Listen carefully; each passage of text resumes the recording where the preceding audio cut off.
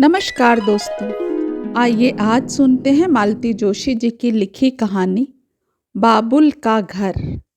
तो कहानी शुरू करें दोस्तों। खाना खाकर थोड़ा लेटने का मन बना रही थी कि तीनों पास आकर बैठ गईं। नवीन की बहू ने मेरे लिए पान लगाते हुए शिकायत की, इकलौती बहन की शादी है और आपने आते आते इतनी देर लगा दी दीदी। पता है, हमारा प्लान तो आपके साथ शॉपिंग करने का था। आपकी चॉइस से सामान खरीदते तो थोड़ा मज़ा भी आता।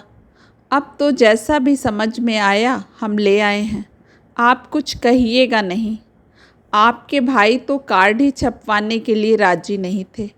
विपिन की बहू ने सुर में सुर मिलाया, बोले कि दीदी डिज़ाइन तय करेंगी तभी छपेंगे। वे तो इन लोगों ने जिद की तो छप भी गए। अच्छा ही हुआ ना, सचिन की बहू बोली। अब कब छपते और कब बंटते। एक तो आप इतनी देर से आई हैं और सो भी अकेले। हमने तो सोचा था कि खास खास घरों में आपको और जीजा जी को भेजेंगे। अम्मा बगल ही में लेटी हुई थी। छोटी की बात सुनी तो एकदम डपट दिया। निमंत्रण बांटने के लिए अब घर के दामाद ही रह गए हैं क्या? दामाद हुए तो क्या हुआ, घर के बड़े भी तो हैं। छोटी ने मस्का लगाया, पर अम्मा जरा भी न पिघली। उसी तरह डपटते हुए बोली, रात भर का सफ़र करके आई है लड़की, जरा कमर तो सीधी कर लेने दी होती। आते ही सब की सब अपनी अपनी रामायण लेकर बैठ गईं। तीनों चुपचाप उठकर वहाँ से खिसक लीं। मैंने मन ही मन अम्मा को धन्यवाद दिया। सचमुच मुझे नींद आ रही थी। रिजर्वेशन के बावजूद मुझे सफ़र में कभी नींद नहीं आती। हर स्टेशन पर लोगों का चढ़ना उतरना लगा रहता है। इस बार तो रात आंखों में ही कटी थी। अटैची में 10,000 रुपये थे जो मुझे सोने नहीं दे रहे थे। एक तो जोखिम भी था, दूसरे इन्हीं रुपयों को लेकर चलते समय इनसे झड़प हो गई थी। मैं अटैची बंद ही कर रही थी कि इन्होंने नोटों की गड्डी मुझे थमा दी थी। ये क्या है? रुपए हैं? शादी में क्या खाली हाथ जाओगी? खाली हाथ कौन जा रहा है? भूल गए हैं क्या? अभी उसी दिन तो सर्राफ से अमेरिकन डायमंड का सेट लेकर आए हैं। 2 साड़ियाँ भी दे रही हूँ, एक बनारसी एक चंदेरी। वह तो सुमी के लिए हैं, यह तो मैं विपिन के लिए दे रहा हूँ। छोटी बहन की शादी में तुम्हारा भी तो कुछ योगदान होना चाहिए। उनकी बात सुनकर मुझे तो जैसे आग लग गई। गाड़ी छूटने का डर नहीं होता तो पता नहीं कितनी देर तक चकचक होती रहती। गाड़ी चलने के बाद भी मैं कितनी देर तक भुनभुनाती रही। दरअसल मेरा गुस्सा उन पर नहीं, बल्कि अपने ही घर वालों पर था। जब से शादी हुई है दोनों हाथों से लुटाती ही आ रही हूँ, पर जब से सुमी की शादी की बात चली है मन जैसे अंगारों पर लौटता रहता है। भाइयों के पत्रों से शादी की तैयारियों की सूचना मिलती रही है और मेरा मन बस 25 साल पीछे लौट जाता है। एक मेरी भी शादी हुई थी, वहीं आंगन में 4 खंबे गाड़ कर मंडप बना लिया था। मोहल्ले की एक पुरानी धर्मशाला में बारात टिका दी गई थी। पत्तलों पर सबको खाना खिलाकर विदा कर दिया था। कार्ड्स वार्ड्स का तो चक्कर ही नहीं था, बस सबको कायदे से पीली चिट्ठी भेज दी गई थी। अब तो बड़े खूबसूरत कार्ड्स छपे हैं, अंग्रेजी के अलग, हिंदी के अलग। स्थानीय लोग हैं, फिर भी उनके लिए होटल में कमरे बुक किए गए हैं। शादी के लिए हॉल किराए पर लिया गया है। बाकायदा रिसेप्शन के कार्ड्स अलग से लगाए गए हैं। उन लोगों की कोई मांग नहीं है, बस चाहते हैं कि शादी ठीक से हो। सुमी ने अपनी भावी ससुराल की पैरवी करते हुए लिखा था। पत्र पढ़कर मुझे बहुत ताव आया था। अच्छी शादी का भी कोई तयशुदा पैमाना होता है क्या? हम अपनी जान भी निकाल कर रख दें और आपको पसंद ही ना आए तो? यहाँ आकर देखा, सचमुच सबने मिलकर जमकर तैयारी की है। बड़े शौक से मुझे आते ही सारा सामान दिखाया गया। सोचा होगा कि दीदी पीठ थपथपाएंगी, शाबाशी देंगी, पर दीदी को होश ही कहाँ था।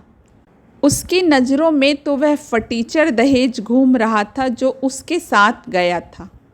उसे लेकर कितनी बार कितनी बातें सुननी पड़ी हैं, इसका कोई हिसाब नहीं है। आँख बस लगने वाली ही थी कि अम्मा फुसफुसाईं, पम्मी बहुत ज़्यादा थकी ना हो तो चल तैयार हो जा, ये देवियाँ सो रही हैं। तब तक चुपचाप सुनार के यहाँ हो आए, किसी को भनक भी पड़ गई तो एक न एक साथ हो लेगी। मैं तो हैरान रह गई। आरती में 5 पैसे भी चढ़ाने होते हैं तो अम्मा को बेटे बहुओं के आगे हाथ पसारना पड़ता है, और अब वह सुनार के यहाँ सबसे छुप कर जा रही हैं। कुछ बेचने जा रही हैं क्या? पर अब तो बेचने के लिए भी कुछ नहीं बचा है। नाक, कान, हाथ, पैर सब तो खाली हो गए हैं। अम्मा ने सचमुच किसी को भनक नहीं पड़ने दी। दरवाजे से बाहर निकलते हुए बस विपिन के बेटे को जता दिया कि जरा बाहर जा रहे हैं, देर हो सकती है। घर से बाहर निकलते ही मैंने रिक्शा रोक लिया। रिक्शे में चढ़ते हुए अम्मा बोली, इसीलिए तो सब तेरी बाट जोह रही थी। मतलब जानती है ना कि दीदी के साथ बाजार जाने से सवारी की सुविधा हो जाती है। मिठ बोली है तो क्या हुआ, तीनों की तीनों बड़ी काइयाँ हैं। मुझे बड़ा संकोच हो आया। इतना शाह खर्च होना भी अच्छा नहीं है, लोगों की नज़रों में आता है। इतनी उतावली में रिक्शा करना ठीक नहीं हुआ, पर जब अम्मा ने पता बताया तो लगा कि ठीक ही किया जो सवारी ले ली। उतनी दूर पैदल तो मेरे फरिश्ते भी नहीं जा सकते थे। अम्मा ने एकदम शहर के दूसरे छोर का सुनार ढूंढा था। शायद गोपनीयता ही उनका मुख्य उद्देश्य रहा हो। अम्मा को देखते ही सोनी जी की बाछें खिल गईं। उसने कहा, आइए माता जी, मैं तो सोच रहा था आप ऑर्डर देकर भूल ही गई हैं। अरे नहीं सोनी जी, ऐसा कहीं होता है, बस बिटिया का इंतज़ार था, आज तो आई है। मैंने आराम भी करने नहीं दिया और ले आई। मेरा माथा ठनका, भला मेरा इंतज़ार क्यों था? सोनी जी तो जैसे ही इधर उधर हुए, मैंने अम्मा से कहा, परसों तुम्हारे दामाद आ रहे हैं अम्मा, तब आ जाएंगे। अभी तो मैं इस तैयारी से नहीं आई थी। तू चुप कर, अम्मा ने डपट दिया। तुझसे पैसे कौन मांग रहा है? यह तो और हैरानी वाली बात थी। फिर अम्मा को मेरा इंतज़ार किस लिए था? क्या अम्मा मेरे लिए कुछ बनवा रही हैं? शादी में तो बस एक जोड़ी बुंदे दिए थे, वे भी इतने हल्के थे कि हथेली पर रखकर फूंक मारो तो वो उड़ जाएं। मेरी एक जेठानी ने सबके सामने यह करतब करके दिखाया था। शर्म से मैं पानी पानी हो गई थी। उस प्रसंग की याद आज 25 साल बाद भी शूल सी कसकती है। तो क्या अम्मा 25 साल बाद उस अपराध का प्रायश्चित करने जा रही हैं? 25 साल बाद, जबकि मैं खुद अपनी बिटिया के लिए गहने बनवा रही हूँ। तब तक सोनी जी हाथ में लाल कागज का डिब्बा लिए भीतर से नमूदार हुए। डिब्बा खोलकर उन्होंने लाल कागज हटाया। एक जोड़ी कंगन जगर मगर कर रहे थे। देख, अच्छे हैं ना? मैंने एक कंगन उठाकर पहनना चाहा, पर वह उंगलियों में फंस कर रह गया। 25 साल बाद शरीर का नाप क्या वही रह जाता है? अम्मा भी तो गजब करती हैं, बनवाने से पहले नाप तो मंगवा लेती। अम्मा, यह तो छोटे हैं। नहीं बहन, सोनी जी बोले, बिल्कुल नाप से बने हैं। बल्कि लाली तो परसों देख भी गई थी, बिल्कुल ठीक आए थे। लाली कौन? अपनी सुमी रे। मन एकदम बुझ सा गया। तो कंगन सुमी के लिए बन रहे हैं, फिर मुझे साथ में लाने की क्या ज़रूरत थी? पर मुझे ज़्यादा देर तक सोचना नहीं पड़ा, क्योंकि सोनी जी बिल पर लिखने के लिए मेरा नाम पूछ रहे थे। मैंने विस्मय से अम्मा की ओर देखा। उन्होंने मुझे चुप रहने का इशारा करके खुद ही मेरा नाम बता दिया, और जब तक सोनी जी बिल बना रहे थे चुपचाप नोटों की एक गड्डी मेरे हाथ में सरका दी। मैंने नोटों का वह बंडल ठीक से देखा भी नहीं और यंत्रवत सोनी जी को थमा दिया। उन्होंने रुपयों को सिर से छुआ कर सरसरी तौर पर गिना और पेटी में डालते हुए बोले, वाह बहन, आप बहुत पुण्य का काम कर रही हैं। नहीं तो आजकल किसी के लिए, खासकर बहन के लिए इतना कौन करता है। सारे रिश्ते नाते दिखावे के रह गए हैं। अरे सोनी जी, बहन क्या, आप तो उसे इसकी बेटी समझो, पूरे 18 साल छोटी है इससे। अच्छा? सोनी जी विस्मित थे। अम्मा चलो अब, और भी सामान लेना है, मैंने बेजारी से कहा और दुकान से बाहर चली आई। मजबूरन अम्मा को उठना ही पड़ा। यह बात सच है कि सुमी मुझसे 18 साल छोटी है, पर यह तो कोई गर्व की बात नहीं है कि इस तरह एलानिया कही जाए, बल्कि मुझे बताते हुए शर्म ही आती थी। आज इतने सालों बाद भी वह खीज, वह शर्म ताज़ा हो आई जो मैंने सुमी के जन्म पर अनुभव की थी। पूरे 8 दिन की गैर हाजिरी के बाद जब मैंने कॉलेज में पाँव रखा था तो सबने घेर कर इस अनुपस्थिति का कारण जानना चाहा। उन लोगों को शक था कि कहीं मेरी शादी का चक्कर चल रहा होगा। नहीं रे, मैंने खींच कर कहा, मेरी माँ के लड़की हुई है। सब आवाक, मन ही मन हंस भी रही हो तो पता नहीं। तभी किसी ने कहा, यह उल्टी भाषा क्यों बोल रही है? ऐसा कहना कि मेरे बहन हुई है। बहन क्या, वह तो दुश्मन लग रही थी। वह शर्म, वह परेशानी, वह खर्च, आज भी सब याद आता है तो मैं तिलमिला उठती हूँ। सुमी के होते ही मेरी पढ़ाई ठप हो गई थी, क्योंकि अम्मा की तबीयत खराब चल रही थी। घर में देखने वाला कोई न था। सुमी के होते ही मेरी शादी का कार्यक्रम अपने आप 4-5 साल आगे खिसक गया था। सुमी के होते ही मेरे दहेज में भी कतर ब्योंत शुरू हो गई थी। क्या एक ही पर सब लुटा देंगे? घर में एक और बेटी भी तो है, उसके लिए भी तो कुछ रखना है। सुमी के जन्म के बाद 5 साल तक मैं घर में ही बैठी रही। ना पढ़ रही थी, ना नौकरी कर रही थी, बस घर में बैठकर अम्मा के बच्चे पाल रही थी। मेरी सारी हताशा उस पर ही उतरती जो घर भर के लिए खिलौना बनी हुई थी। बाबूजी तो दिन दिन भर उसे गोद में उठाए घूमते। 1-2 बार किसी ने पूछ ही लिया, आपकी नातिन है, तो झेप कर रह गए, लेकिन मेरा तो जैसे खून खौल जाता था। अम्मा कुछ स्वस्थ हुई तो मेरी शादी की बात चलने लगी, पर कहीं मेरा साधारण रंग रूप आड़े आ जाता तो कहीं ग्रेजुएट ना होना बाधक बन जाता। पैसे की तंगी तो खैर थी ही। ईश्वर ने कहीं ना कहीं मेरे लिए भी दूल्हा तजवीज़ कर रखा था, इसलिए 23वां पूरा होते होते मेरी शादी हो गई। घर वर बहुत अच्छा नहीं था, पर इससे अच्छे की हमारी क्षमता भी नहीं थी। पर विधाता ने शायद भूल से ही मेरे भाग्य में ऐश्वर्य लिख रखा था। शादी के 2 साल बाद ही किसी ज्योतिषी ने बताया कि मिट्टी का व्यापार करो, फ़ायदा होगा। पहले तो पार्टनरशिप में ठेकेदारी शुरू की, तो ऐसी चल निकली कि PWD की क्लर्की छोड़कर उसी का दामन थाम लिया। आज लाखों में खेल रहे हैं। इधर बाबूजी एकाएक चल बसे तो अम्मा पर जैसे पहाड़ ही टूट पड़ा। बड़े कसाले में दिन काटे। मैंने हाथ ना लगाया होता तो शायद मेरे भाई पढ़ भी ना पाते। विपिन ने पॉलीटेक्निक का कोर्स तो मेरे पास रहकर ही किया था। उसकी नौकरी के बाद थोड़ी राहत मिली। फिर एक एक कर सचिन और नवीन भी पढ़ गए, नौकरी से लग गए। विपिन की शादी अम्मा ने बड़ी धूमधाम से की। शेष दोनों अपनी मर्जी से अपनी अपनी बहुएं ले आए थे। अम्मा उसमें भी राजी हो गई थी।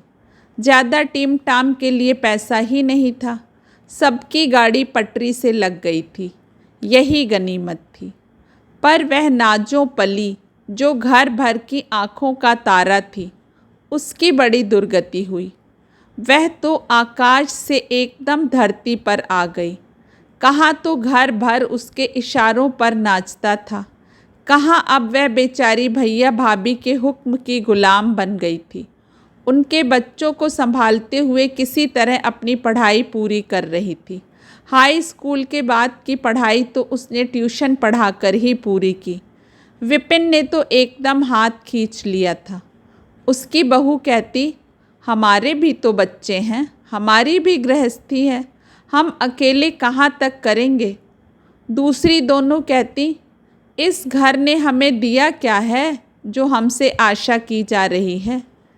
बीए के बाद सुमी ने जो नौकरी शुरू की वह अब तक जारी है। बीच बीच में परीक्षाएं भी देती रहती है। मैं जब भी जाती अम्मा कहती, पम्मी इसके लिए कोई अच्छा सा लड़का ढूंढ दे, नहीं तो मैं शांति से मर भी नहीं पाऊंगी। पर अच्छे लड़के क्या सड़क पर पड़े मिल जाते हैं, उसके लिए दाम लगाना पड़ता है। पम्मी बेचारी क्या करे, कहाँ तक करे। उसकी अपनी लड़की भी तो सयानी हो रही थी। मैं सोच रही थी, लेकिन विधाता सबका ध्यान रखते हैं। जैसे मेरे लिए उन्होंने दूल्हा तजवीज़ कर रखा था, सुमी के लिए भी वर तय कर लिया था। पिछले वर्ष ही सुमी की यहाँ नई नियुक्ति हुई। मिसेस गोकुल दास सुमी पर ऐसी लट्टू हुई कि अपने भाई के लिए उसका रिश्ता मांग लिया। अब तो पूरा परिवार उस पर जान छिड़कता है। सुमी सचमुच भाग्यवान है। पम्मी, तू क्या सोचने लगी? सोच रही थी तुम्हें एकाएक यह लॉटरी कैसे लग गई। लॉटरी लगती तो तुम्हें पता नहीं चलता। फिर ये इतने सारे रुपए कहाँ से पा गई तुम? मैं कहाँ से पाऊँगी, सुमी के हैं, उसी ने जोड़े थे तो उसी के नाम से खरीदती ना।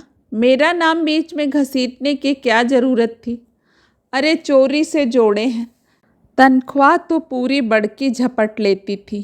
5 पैसे की बढ़ोतरी भी होती तो उसे पहले खबर लग जाती। फिर ये रकम बड़े गोरख धंधे करके जोड़ी है। रात रात भर जाग कर कुंजियाँ लिखी थीं, दूसरों की नोटबुकें टाइप करी थीं, खाली घंटों में ट्यूशनें पढ़ाई थीं। कहती, अम्मा ये सब मैं तुम्हारे लिए कर रही हूँ। किसी दिन मेरी शादी हो जाएगी तो तुम पाई पाई को तरस जाओगी। ठीक ही कह रही थी। और तुमने उसकी गाढ़ी कमाई एक ही दिन में खर्च कर दी। किसी तीसरे के लिए तो नहीं की, उसका पैसा उसी के लिए लगा रही हूँ। पर तुम तो कंगाल हो गई ना। मैं तो हमेशा से कंगाल थी रे। अब बुढ़ापे में अमीरी का स्वांग कहाँ से पालूंगी। 3 बेटे हैं, 12 महीने ना रख पाए तो 4-4 महीने सबके पास रह लूँगी। रही सही कट ही जाएगी। बुढ़ापे में बेटी की कमाई का बोझ क्यों लूँ। फिर भी अम्मा, पैसे में बड़ी ताकत होती है।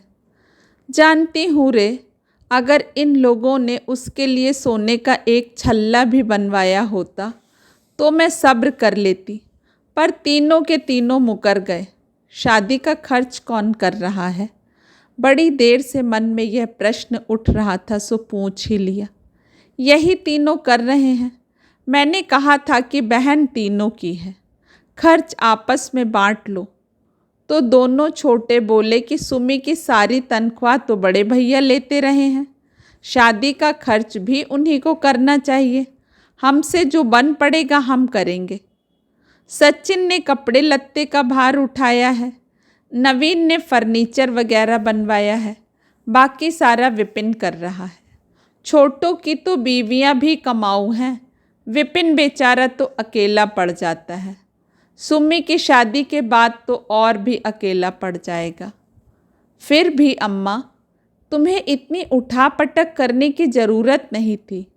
उन लोगों ने तो कह दिया था कि 5 कपड़ों में ही लड़की विदा कर दीजिए। उनके कहने से ही हो जाएगा क्या?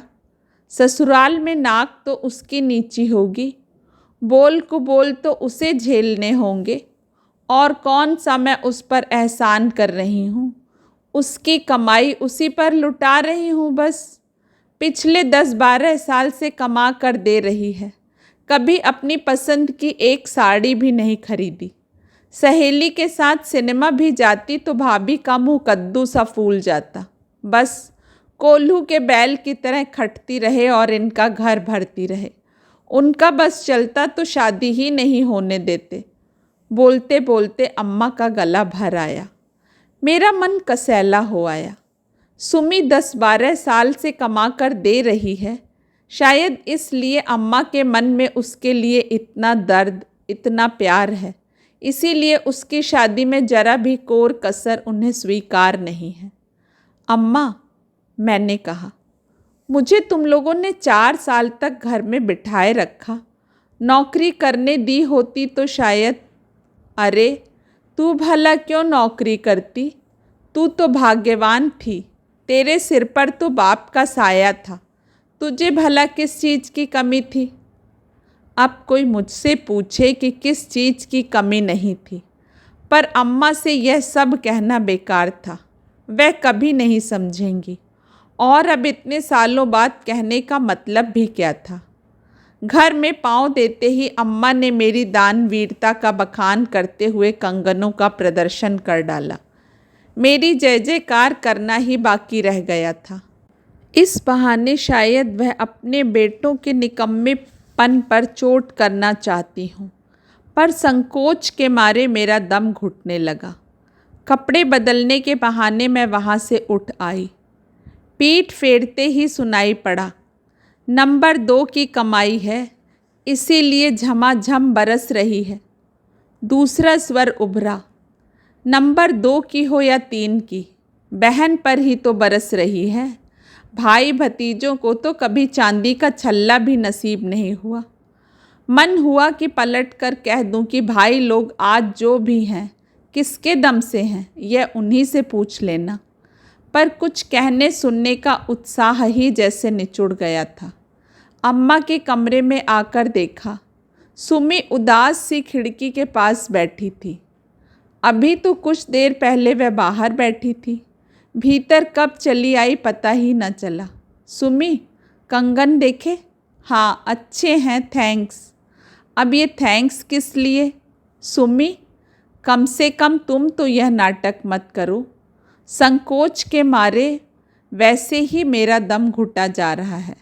अम्मा ने बैठे बिठाए अच्छी मुसीबत में डाल दिया। सुमी कुछ नहीं बोली। और सुनो, तुम्हारे लिए मैं एक अमेरिकन डायमंड का सेट और 2 साड़ियाँ लाई थी। साड़ियाँ तो मैं तुम्हें अभी दे दूँगी, पर सेट रख लूँगी। तुम मेरे यहाँ पहली बार आओगी ना, तब दूँगी। अम्मा की वजह से वैसे ही हमारी नंबर 2 की कमाई का खूब गुणगान हो रहा है। डायमंड सेट भी देख लेंगे तो कहने वालों का मुंह और खुल जाएगा। सुमी ने एक गहरा निश्वास छोड़ा। मैं चौंक पड़ी। सुमी, तू इतनी उदास क्यों है? तुम्हें तो खुश होना चाहिए। मनपसंद दूल्हे से शादी हो रही है, और शादी भी भाई लोग अपनी सामर्थ्य के अनुरूप अच्छी ही कर रहे हैं। फिर दुख काहे का? मेरा दुख तुम नहीं समझोगी दीदी। तुम्हारे सामने तो ये सब शहद घुली बातें करते हैं, पर इनकी असलियत मैं जानती हूँ। मेरा मन तो इनके ताने सुन सुन कर छलनी हो गया है। लगता है जैसे मैंने इनके बच्चों के मुंह का कौर छीन लिया है। एहसानों के तले दब गई हूँ मैं।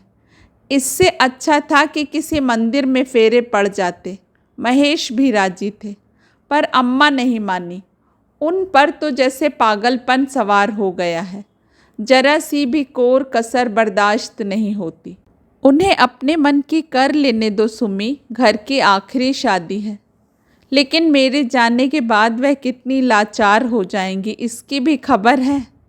मैंने तो कभी भाइयों के आगे हाथ फैलाने नहीं दिया। पाई पाई जोड़ रही थी कि बाद में भी उन्हें कोई तकलीफ़ ना हो। पर जिद पर अड़ गई कि मेरे लिए जमा किया है तो मेरी मर्जी से ही खर्च करना पड़ेगा। रो रो कर कस्में दे देकर सारा पैसा निकलवा लिया। बोली, भाइयों की सामर्थ्य नहीं है तो क्या हुआ, अभी तो मैं बैठी हूँ।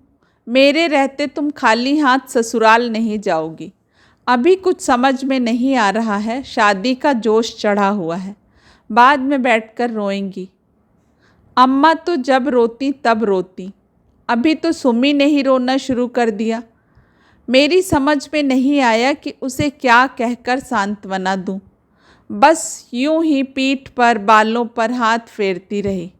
रुलाई का आवेग कुछ कम हुआ तो वह बोली, दीदी तुम भाग्यवान थी।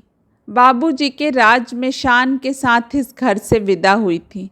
जाते हुए तुम्हारे मन पर ना किसी के एहसानों का बोझ था, ना किसी की चिंता थी। पर मैं तो जैसे दुर्भाग्य लेकर ही पैदा हुई हूँ। कभी खुलकर हंसना ही नसीब नहीं हुआ, अपनी शादी पर भी नहीं।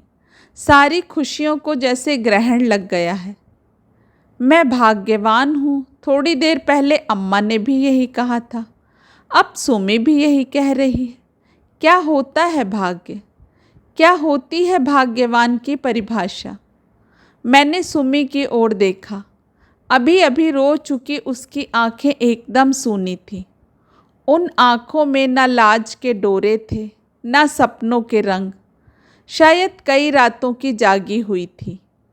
आँखों के नीचे स्याह घेरे बन गए थे। दुल्हन क्या ऐसी होती है? चेहरे पर जरा भी रौनक नहीं थी। मैं तो सोच रही थी कि इंजीनियर पति पाकर वह उड़ी उड़ी फिरती होगी, पर उसके पाँवों में तो जैसे किसी ने मन भर की बेड़ियाँ डाल दी थीं।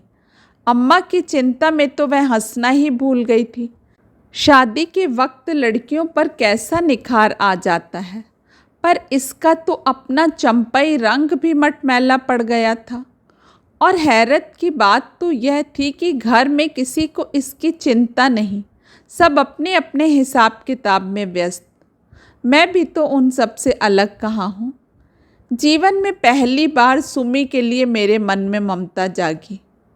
उसके बालों पर हाथ फेरते हुए मैंने कहा, सुमी, तेरे जीजा जी ने तेरे लिए 10,000 रुपये भेजे थे। मैंने सोचा था कि विपिन को दे दूंगी। अम्मा अगर पहले से थोड़ा इशारा करती तो कंगन के दाम मैं ही दे देती, पर खैर कोई बात नहीं। ये रुपए तुम अम्मा के नाम जमा कर दो और चिंता से मुक्त हो जाओ। हर महीने इन्हें कुछ ना कुछ मिलता रहे, ऐसी व्यवस्था कर देना। हारी बीमारी का ना सही, पूजा पाठ का खर्च तो चल ही जाएगा। पहली बार मुझे लगा कि सुमी के चेहरे का तनाव कुछ कम हुआ है और लगा कि हंसी की एक हल्की सी किरण बस फूटने को ही है। दोस्तों, आशा करती हूँ कहानी बाबुल का घर आप सभी को पसंद आई होगी। कल फिर मिलेंगे एक नई कहानी के साथ। आप सभी का समय शुभ हो। नमस्कार।